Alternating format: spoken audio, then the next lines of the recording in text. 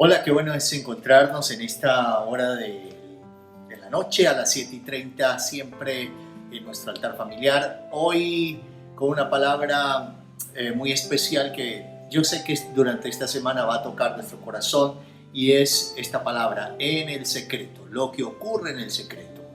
Cuando Jesús nos enseña sobre la oración, una de las recomendaciones que hace nuestro Señor para que oremos es que cuando vamos a orar vayamos al secreto, al lugar secreto, y nuestro Padre que ve en lo secreto nos recompensará en público.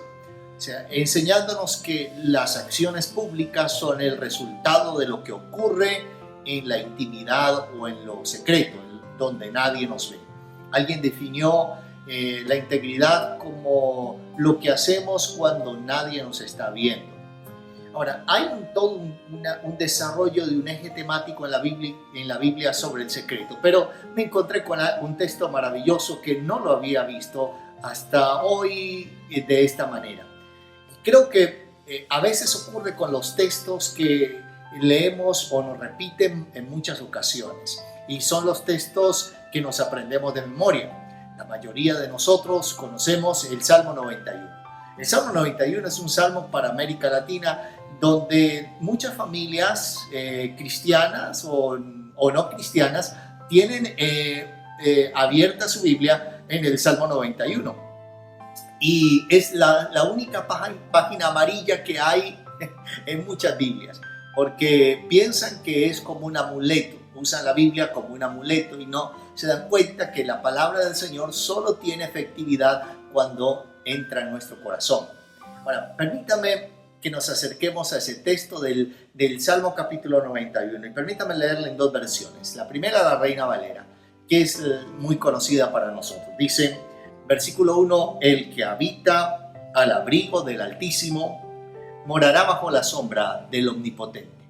Ese es el texto que todos aprendimos. Ahora, permítame leerle en la versión King James, una versión inglesa. Dice, el que habita en el lugar secreto del Altísimo permanecerá bajo la sombra del Todopoderoso. Y ahí es donde empiezo a tener unas maravillosas revelaciones de este texto. El texto dice, el que habita al abrigo del Altísimo. La palabra allí, bajo el abrigo del Altísimo, literalmente se puede traducir en el secreto. Beseter, que es la palabra hebrea para el abrigo, se traduce de esa manera. Y ahora el escritor de este salmo, que es David, nos está enseñando varias cosas. Lo primero es que es necesario estar en el secreto.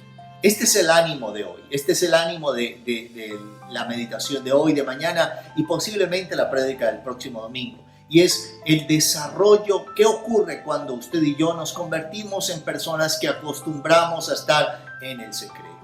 El secreto es un lugar donde debemos habitar. Por eso el texto dice, el que habita. Habitar es sentarse, habitar es determinar un lugar como de permanencia. Y es permanecer en Dios, es permanecer en su secreto. ¿Cuántas veces hemos necesitado encontrar de parte del Señor una dirección? Y la única forma donde encontraremos una respuesta se llama en el secreto. El que habita en el secreto. Ahora, el que habita en el secreto va a tener unos resultados increíbles. El mismo salmista David empieza a explicarnos esto, ¿no? Dice, morará bajo la sombra del Omnipotente. Y es eso, que va a haber protección, que va a haber cuidado.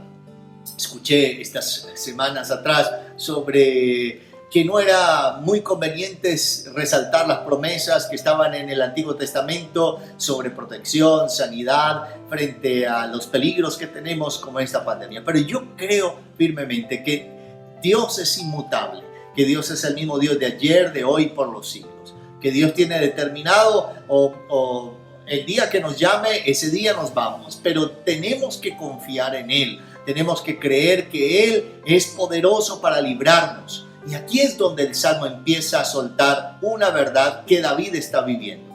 Posiblemente David escribe este Salmo 91 en medio de una crisis o habiendo superado la crisis, cuando él, por su decisión, toma toma la lección de censar al pueblo.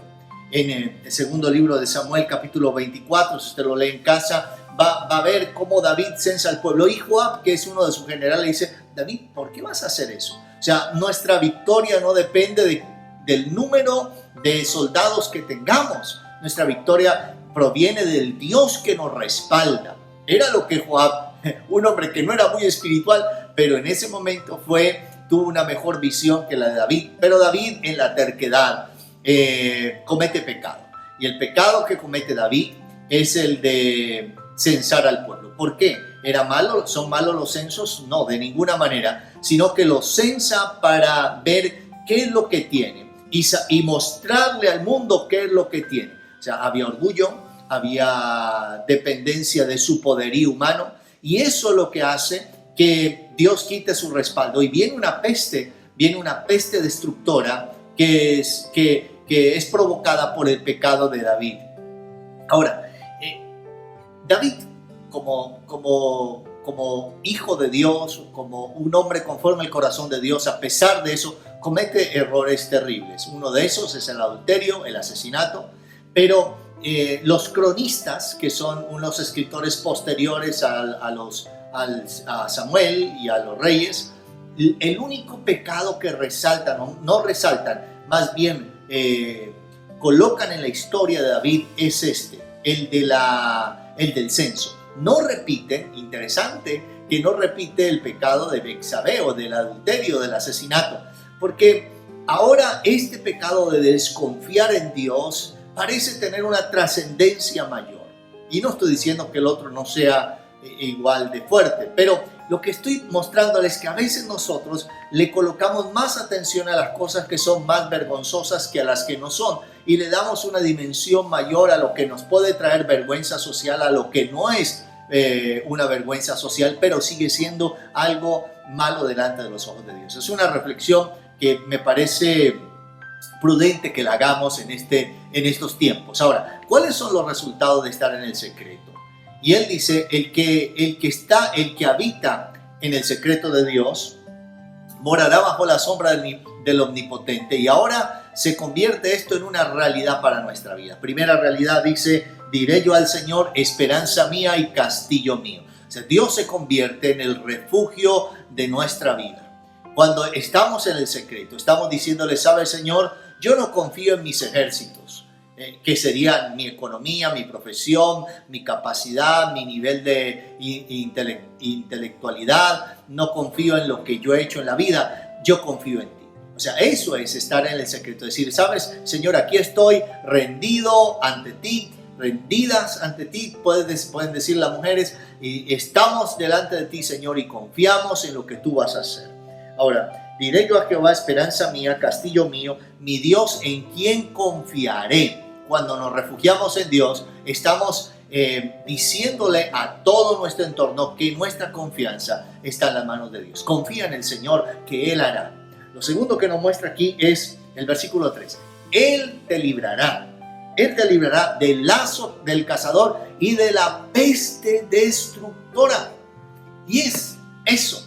Él te librará. ¿Quién nos podrá librar? ¿Quién puede ayudarnos en medio del lazo del cazador? El lazo del cazador es las trampas que hay en la vida para fallar, o que el enemigo ha planeado, o que aquellas personas que tal vez se levantan contra ti para dañarte, se levantan para generar un lazo del cazador, pero Él te librará del lazo del cazador.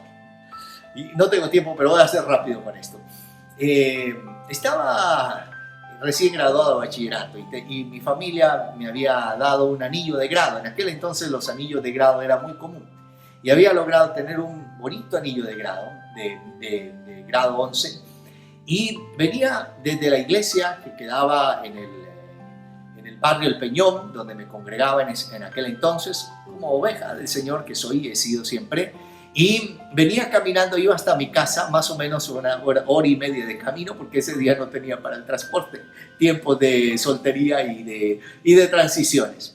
Y mientras iba caminando cerca de Santa Librada, yo iba hablando con el Señor, porque habían invitado a un pastor, y el pastor había estado predicando una palabra maravillosa, y yo estaba lleno de fe, y el pastor había dicho que en alguna ocasión él lo iban a robar y él dijo: hay poder en la sangre de Cristo, te paralizo, y los ladrones quedaron paralizados y él logró salir, sortear esa situación. Y yo venía así, lleno de fe, recordando ese testimonio.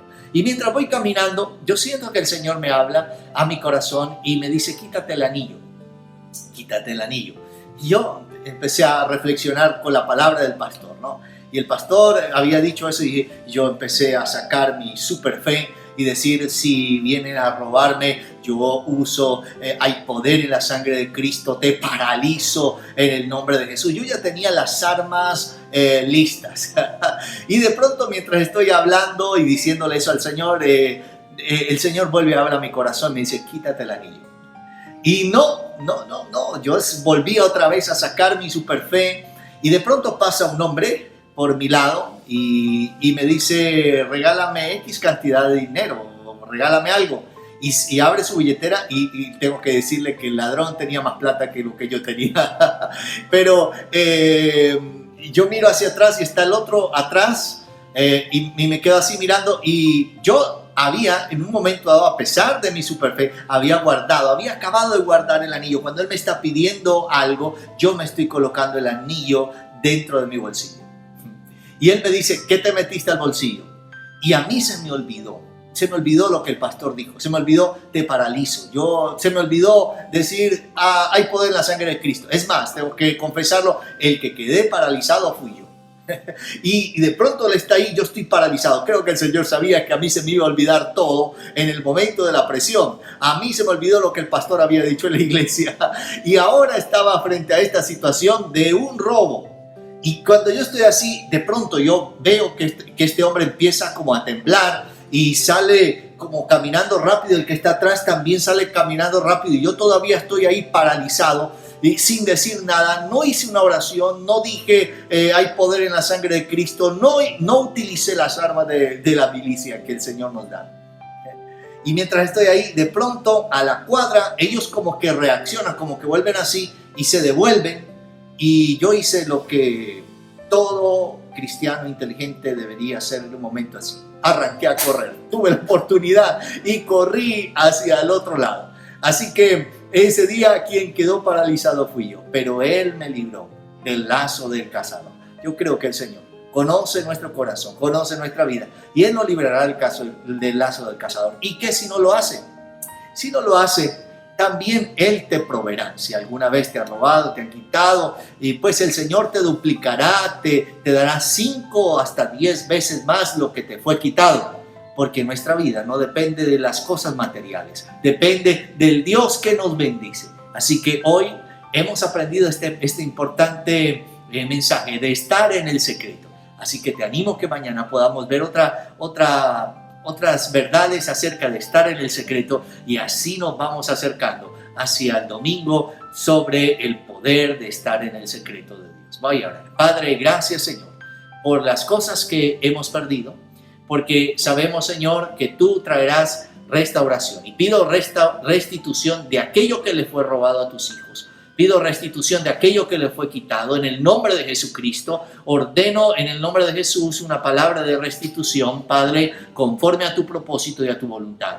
Ahora, Señor, quita toda tristeza por lo perdido. Quita, Señor, toda angustia, aquellos que están bajo ataques del lazo del cazador y aquellos que están bajo ataques de la peste destructora, en el nombre de Jesús. Gracias te doy, Señor. Amén y amén. Así que qué bueno encontrarnos siempre 7:30 de la noche, hora colombiana, en este altar familiar. Bendiciones.